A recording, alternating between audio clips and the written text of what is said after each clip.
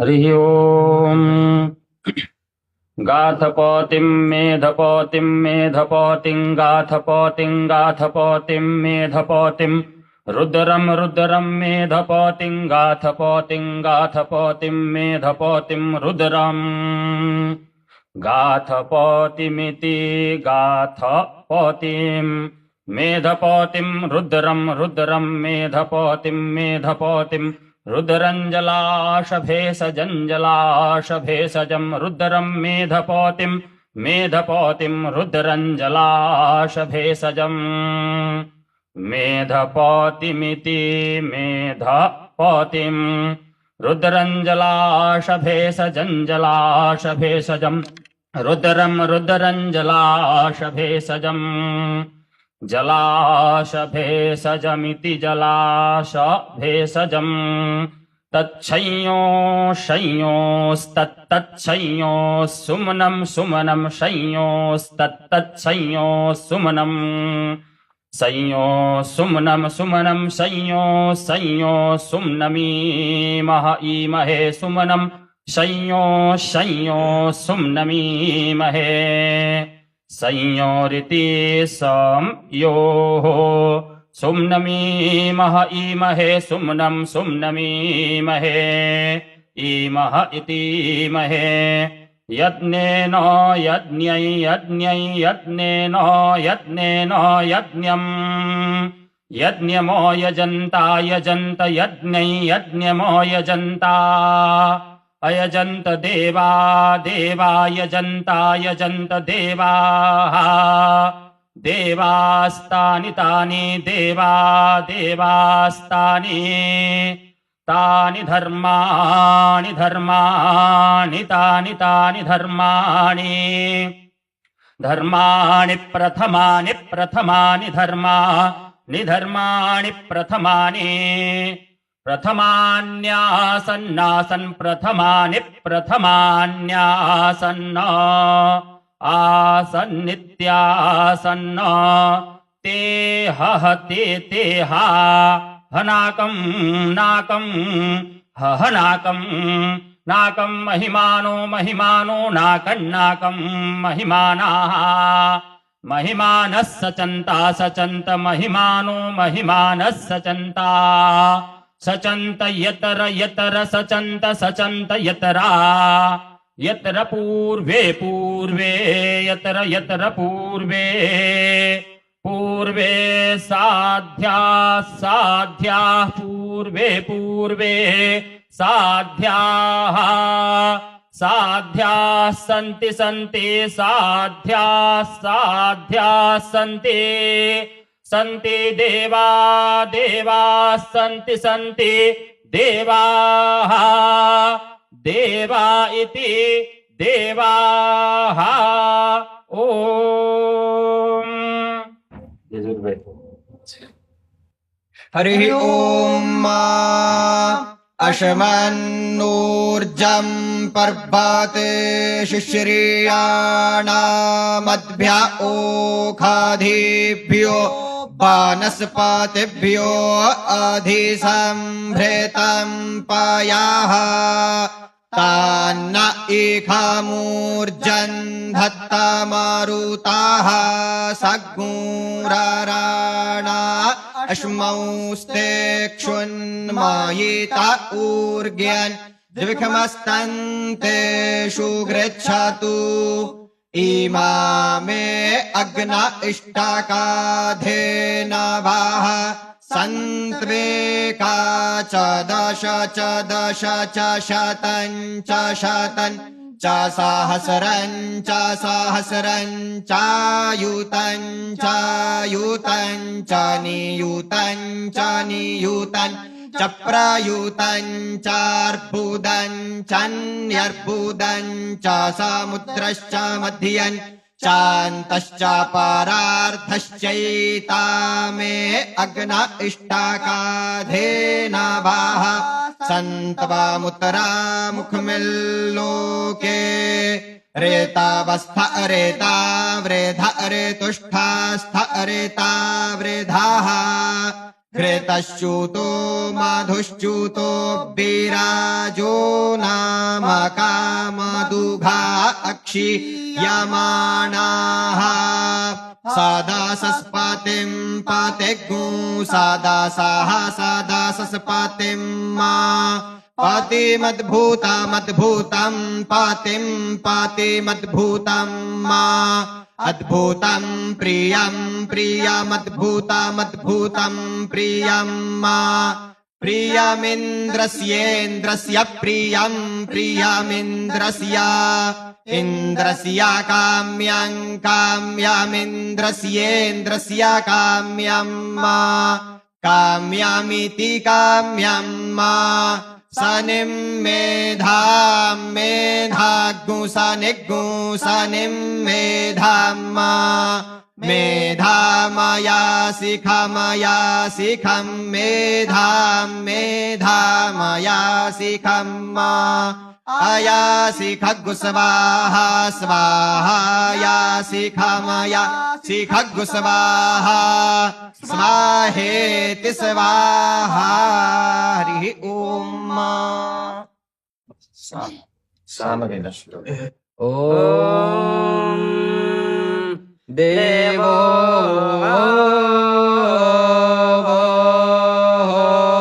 द्रविणो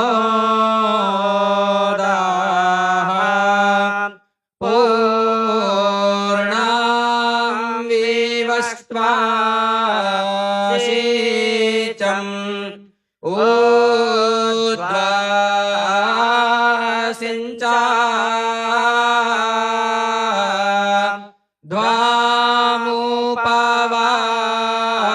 ध्वामुपवापृणध्वम् आदिद्वोदे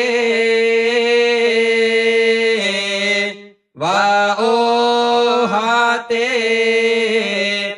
इडा भा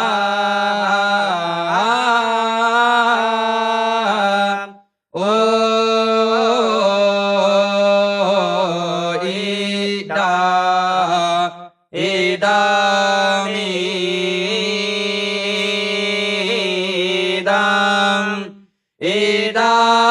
इदामिदकम्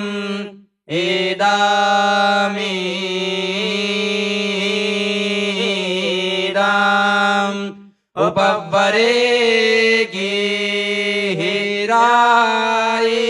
गिहिरायिणाम्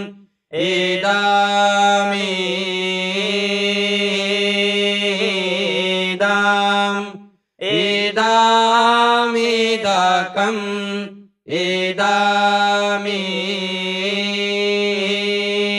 इदामिदाम् संगमे च नाहदायिनाम्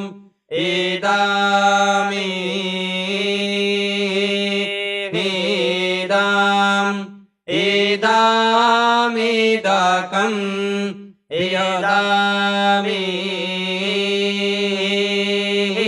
इदामिदाम् धिया विप्रो आहजायाता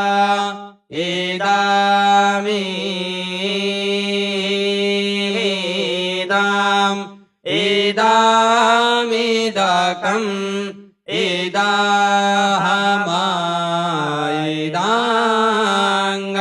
इदाहमायिदाङ्गङ्गाङ्गाम् गोस्पदे पृटा प्रदैवो दाशोऽग्निः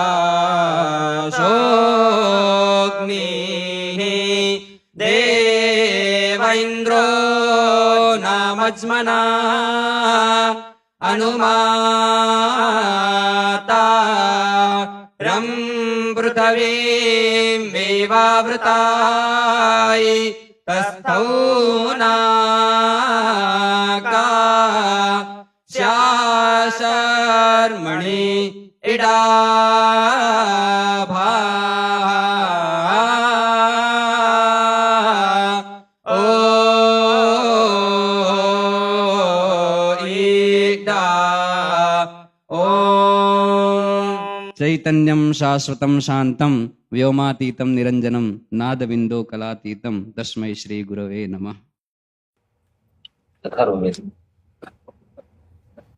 हरि ओम् अम्बयो यन्त्यद्वाभिर्जामयो अध्वरीयताम् पृञ्चतिर्मधुना पयाः अमूर्या उपसूर्येयाभिर्वासूर्यः सह तानो हिनवन्त्यध्वरम् अप्सु मे सोमो अब्रवीदन्तर्विश्वानि भेषजा अग्निञ्च विश्वसम्भुवमापश्च विश्वभेषजी आपप्रीतभेषजं वरुथन् तन्वे मम योक्ष सूर्यं दृशे इदमापप्रवहत यत्किञ्च दुरितं मयि यद्वाहमविदुद्रो यद्वास्येप उतानृतम् आपो अद्यान्नवाचारि संरसे न समागस्मये पयस्वानग्न आगहितं मासं सृजवर्चसा सम्माग्ने वर्चसास्य सम्प्रजया समायुषा विद्युर्मे अस्य देवा इन्द्रो विद्या सह ऋषिभिः ओम। अब सब मिलकर के पुरुष सूक्त सुना दीजिए। सास दशेर का हरि ओम सहस्रशीर्षा पुरुषाः सहस्राक्षाः सहस्रपाता सबुविद्गो सर्वातस्पृतवात्यातिष्ठद्दशाङ्गुलम् पुरुष एवेदग्गो सर्वं जगभूतं जच्च भाव्यम् ऊतामृततवस्येषानो जदन्नेनातिरोहति एतावानस्य महिमातो ध्यायाश्च पुरुषः पादोषद्विषवा भूतानि त्रिपादस्यामृतं दिवि त्रिपादोर्ध्व उदैत पुरुषः पादोऽस्येह भवत पुनः ततो विगवन् व्यकरामस्साशनानशने अभि ततो विराडजायत विराजो अधिपुरुषः सजातो अत्यर्च्यत पश्चात् भूमिमतो पुरः तस्मात् यज्ञात् सर्वभूताः संहृतं रेखादाज्यम् पशुस्तां शकरे वायव्यानारण्याग्राम्याश्च ये तस्मात् यज्ञात् सर्वभूतानि चाह सामानि जदनीरे छन्दागुंसि जदनीरे तस्मात् यजुस्तस्मात् जायत तस्मात् दशवा अजायन्त जे के शोभयादतः गावो हजनीरे तस्मात् जाता अजावयः तञ्जन्यं बर्हिः प्रोक्षन् पुरुषं जातमग्रतः तेन देवा अयजन्त साध्या ऋषयश्च ये जत्पुरुषं यदधुः कतिधाभ्यकल्पयन् मुखं किमस्यासीत् किं बाहु किमूरुपादा उच्येते ब्राह्मणोऽस्य मुखमासीत् बाहुराजन्यः कृतः ऊरु तदस्य जतवैश्यः पद्भ्याघुशूद्रो अजायत चन्द्रमा मनसो जातश्चक्षोः सूर्यो अजायत श्रोत्रात् वायुश्च प्राणश्च मुखादग्निरजायत नाभि अभ्या आसीदन्तरिक्षगो शीर्षणोद्यौः समवर्तत पदव्यां भो निर्दिशः श्रोत्रान् तथा लोकान् अकल्पयन् चतुर्वेण हविखा देवा चतुर्यमतन्वत वसन्तोऽस्यासीदाज्यं ऋग्म इदमः शरद्धविः सप्तास्यासन् परिधय स्त्रीः सप्त समिधः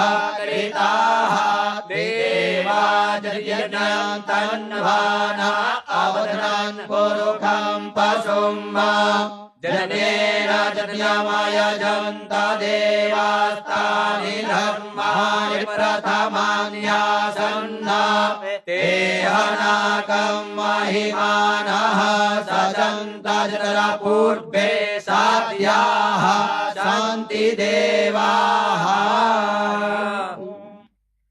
बस अपने ब्रह्मणत्व के स्वरूप को जागृत रखिएगा।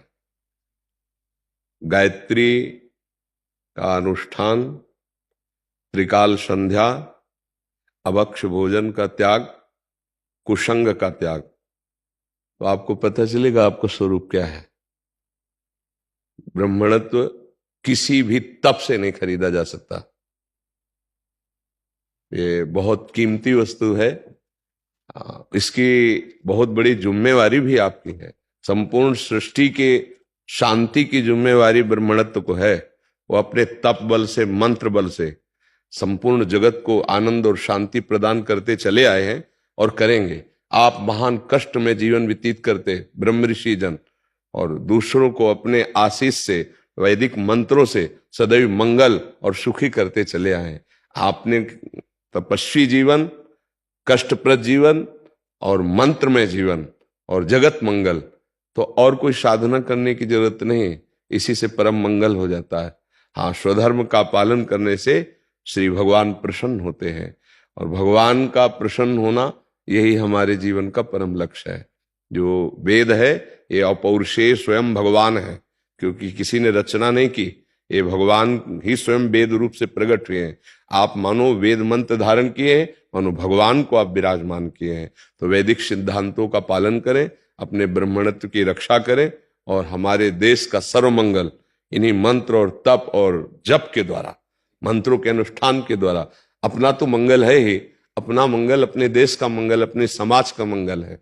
आप आगे बढ़िए, ब्रह्मणत्व को और प्रकाशित कीजिए। जितना गायत्री जप करेंगे, जितना संयम से रहेंगे, कुसंग और अभक्षक भोजन का त्याग करेंगे, उतने आपका तेज बढ़ेगा, उतने आपका मंत्र प्रकाशित होगा।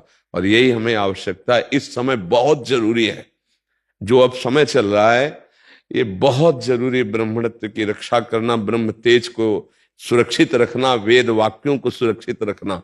नहीं तो सब अमर्यादित चेष्टा में मन बढ़ता चला जा रहा है। वेद की मर्यादा, धर्म की मर्यादा इसको भूले हुए हैं। तो आप आगे बढ़िए, वेद को धारण कीजिए और हमारे समाज को समझाइए। जब आप खुद समझेंगे ना तो आपका प्रभाव समझाएगा। देखो, आपके वचन से समाज का सुधार होगा, आपके मंत्रों से अमंगलों का नाश होगा। आप ये ना समझे हर समय सतयुग है। यदि हम वेद वाक्यों में, तो हर समय सतयुग में है। अगर हमारे आचरण गलत हो गए तो फिर कलयुग है, फिर बात अलग। नहीं, हर समय सतयुग है। हम सत्य विचारों में हैं। वेद सत्य है, भगवत वाक्य सत्य है, महावाक्य सत्य है। अगर हम उनके विचारों में, उनके चिंतन में, उनके स्वाध्याय में, तो हम सतयुग में वास करते हैं। ठीक है, आपका स्वागत है। महाराज जी, आपके दीर्घायु के लिए एक मंत्र। अच्छा, बोल दीजिए, कोई बात नहीं। दीर्घायुस्त ओघाधे घानिता जस्मै च तवा खानाम्याहम् अतोत्तवन् दीर्घायुर्भूत्वा शतवलेशा वीरो हतात। बोलिए राधा रानी सरकार की जय, बाबा विश्वनाथ की जय। आपने बड़ी कृपा की, हमें दर्शन दिए, हमें वेद सुनाए, हमें बहुत सुख मिला। आपको